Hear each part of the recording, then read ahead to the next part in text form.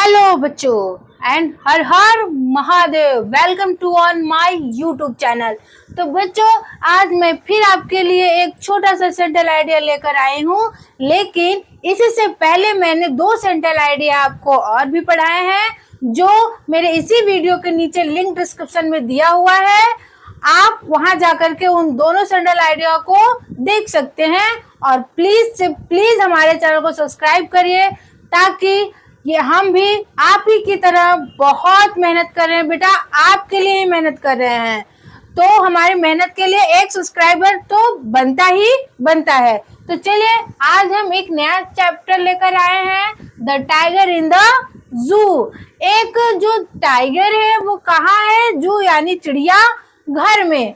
जो राइटर है, पोएट है, वो कह रहे हैं कि टाइगर किस प्रकार चिड़ियाघर में रहता है या वो रह करके वहां पर क्या महसूस करता है। जैसे अगर आपको किसी पिंजड़े में बंद कर दिया जाए और आप बताइए कैसा महसूस करेंगे। ठीक उसी प्रकार से जो वो टाइगर है वो महसूस कर रहा है, उसकी पीड़ा को जो वो पोएट है वो समझ पा रहा है। इसी समझ के आधार पर उन्होंने एक पोयम की रचना की है। तो चलिए जानते हैं। ये 3 नंबर आपको फ्री के दिलाएंगे। क्या दिलाएंगे बेटा? फ्री के दिलाएंगे 3 नंबर। आप बिल्कुल इसी तरीके से अपने एग्जाम में राइट करिएगा। आपको फ्री के 3 नंबर एग्जामिनर को देना ही पड़ेगा। तो चलिए जानते हैं हिंदी के साथ। इसकी हिंदी में हम आपको बताएंगे कि जो पोएट है वो किस प्रकार से क्या कह रहा है। देखिए, ये पोयम है, इसे हम किस प्रकार से लिखेंगे, क्या चीजें हमें इसमें हाईलाइट करनी है जो एग्जामिनर को देखते ही चीजें पसंद आ जाएं। देखिए, द पोयम, यह कविता है a tiger in the zoo. इसे हमें हाईलाइट करना है। जो पोयम का नाम बिल्कुल आपको हाईलाइट करके लिखना है। और उसके बाद इस कंपोज्ड बाय लेस्टी नॉरिस। किसने इसे कंपोज किया है बच्चा? लेस्टी नॉरिस ने कंपोज किया। आपको राइटर का भी नाम क्या है हाईलाइट करके बताना है वहां पे, ताकि एग्जामिनर को लगे हाँ बच्चे को सब कुछ आता है, उसे अच्छे से लिखना भी आता है कि किस प्रकार से एग्जामिनर को इम्प्रेस करना है, यो आपको यहाँ से पता चलेगा। तो चलिए, the poet want to convey, जो पोएट है वो क्या बताना चाह रहा है, कह रहा है कि जो पोएट है वो वांट चाहता है, कन्वे बताना चाहता है that it is cute to keep the wild animal, कि किस प्रकार से हम जानवर यानी जंगली जानवर को रखते हैं is small cell of the zoo, एक छोटे से सेल यानी चिड़िया घर में, away from their natural habitat, यानी उनके जो प्राकृतिक वातावरण होता है, प्राकृतिक उनकी आदतों से बहुत दूर रखते हैं।